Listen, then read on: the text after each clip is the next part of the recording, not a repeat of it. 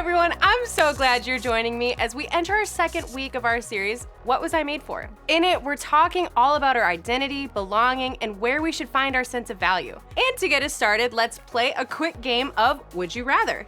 But with things that you'd really love to own or just have more of. Would you rather own a new iPhone or a new iPad? Would you rather get new Nike shoes or new Adidas shoes? Would you rather go on a cool vacation or go on a really cool shopping spree? Would you rather have your crush like you back or have a pass to never do chores again? Would you rather have a ton of followers on social media or get all A's on your report card? Would you rather have unlimited tacos or unlimited burgers for the rest of your life? We all have different ideas of what we think we want, right? And while there's nothing wrong with wanting the next new thing, it's not so great when we start to compare what we have and don't have to others. That can lead us to believe that our importance relies on what we have. In fact, I found myself falling into the comparison trap when I was in middle school. All of my friends were starting to get cell phones, and I was the only one that wasn't allowed to get one. They could all text each other, they could all call each other, and I was stuck not talking to anybody.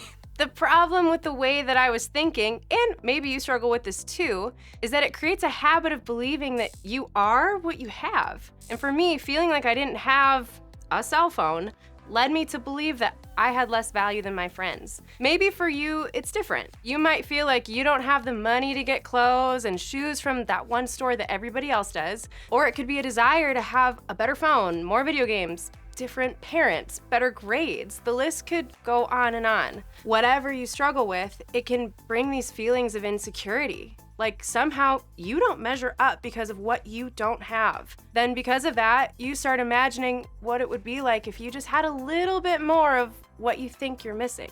The thing is, wanting better grades isn't bad. Clothes and nice outfits are not bad.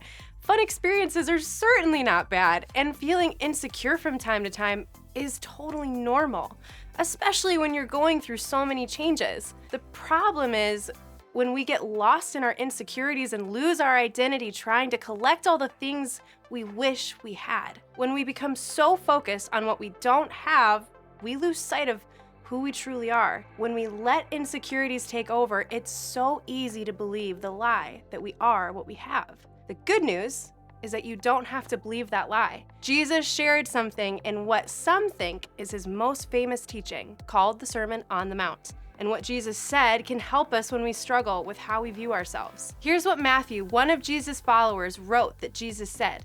"That is why I tell you not to worry about everyday life.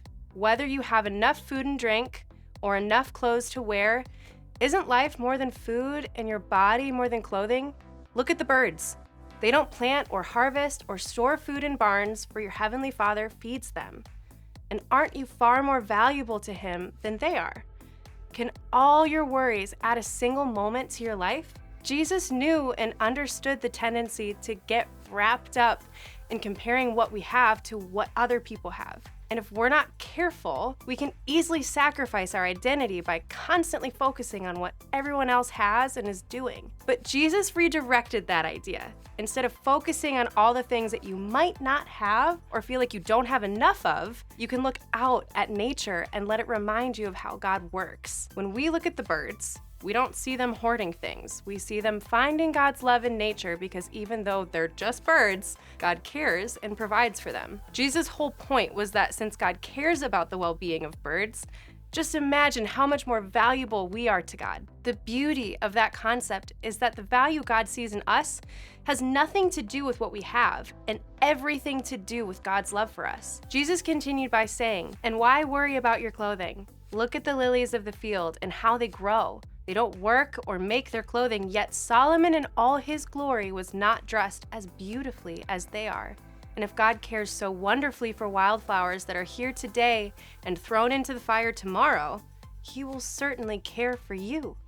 Why do you have so little faith?" Jesus says that Solomon, one of Israel's most wealthy kings, was not dressed as beautifully as a field of lilies. See, again, Jesus has us look at nature. Have you ever seen a field of lilies? Lilies come in all different colors and color combinations, and when you see an entire field of them, you get a glimpse of God's artwork. So Jesus' point here was that since God took the time to create lilies so beautifully, and God cares for wildflowers even though they wither and fade away, then just imagine the ways God can provide for you. Just imagine how much more value we have to God. It can be difficult to believe, though. We live in a society that loves to place value on external things and what you can contribute or achieve. On social media, people post the great things they get or the fun things they do. At school, you might see people wear new outfits or have the trendiest pair of sneakers. At band practice, you might not have the best gear, or at soccer, other people might have newer cleats than you. Sometimes when you notice these things, it can wear you down and discourage you. That's what insecurity does. It slowly takes away your ability to feel confident about your value. But that's not how God sees you or operates. Where we would find value in the clothes we wear or the type of bag we have to carry all our stuff, or whether our shoes have a well-known name or not, God finds value in our natural selves just as we are. Things you have add zero value to you in God's eyes. That's such a switch from how we've come to see value in our world. What Jesus teaches is that you are made for more than what you have. There's a tendency to forget that. But when you think about what you were truly made for, what your value is based on, it has nothing to do with what you own, how many important stories you have about yourself, or what you hope your social media post tells your followers. It has nothing to do with your grades, your appearance, whether or not people laugh at your jokes, or how much money you and your family have. In those verses, God tells us that value is not about having a lot of possessions. Trying to gain more things like attention or better clothes is a lot to worry about. And God doesn't want us worrying about things like that, because we already have enough to worry about on a daily basis. Getting more things is an extra worry God knows we don't need. Jesus said it like this: so don't worry about these things, saying, what will we eat? What will we drink? What will we wear? And then we jump ahead and Jesus finishes his thought this way: so don't worry about tomorrow, for tomorrow will bring its own worries.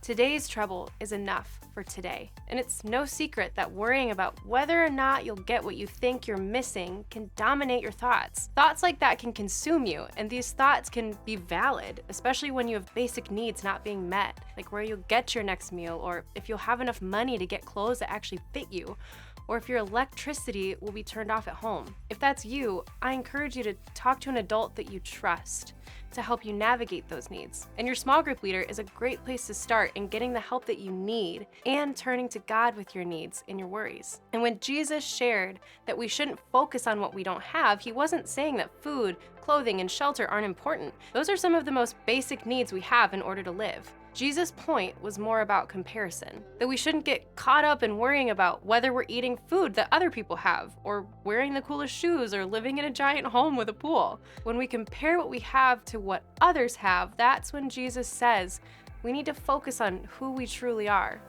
not what we have. Jesus reminds us that God, the creator of the whole universe, already knows what you need. God knows what you think you lack or are missing out on. God knows about the things you want and the things you think having will add to your value. But we can't forget Jesus' instruction to seek the kingdom of God above all else. Instead of seeking more attention, experiences, or materials, our job is to seek God. In God's kingdom, we all have natural value inside of us because of God's love. Nothing we say, do, or have lessens or adds to the natural God-given value. You were made for more than what you have. The reality is, for some of us, knowing it, believing it, and living it out can be difficult. So if it's so difficult, where do we even start when it comes to separating our sense of value from what we have?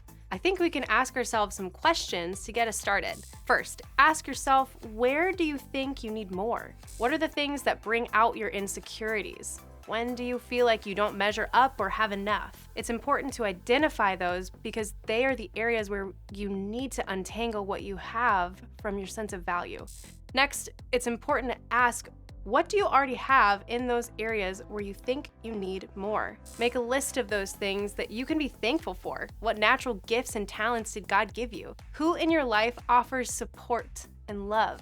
And what things do you currently have that you may take for granted? Then I want you to ask yourself, what can you trust God to provide for you? Where can you let go of your worry and insecurity and trust that God will show up for you and provide? And finally, ask yourself, how can you seek God while trusting? How can you shift your focus to God rather than on what you think you need more of? When you know what you're insecure about and you want more of, when you know what you do already have, when you know what you need to trust God to provide for you, and when you seek God as you trust, the way you see yourself and others begins to shift. Instead of thinking that having certain things boosts your value, you start to see your value as God does. You start to see that you are made for more than what you have. It's difficult to feel valuable when you think you're lacking something. But when you know what you can be grateful for and what you're made for, it gets easier to understand your value. It even gets easier to see the value in others. So when you head to your small groups, think about this. What's one thing you already have based on your God-given value?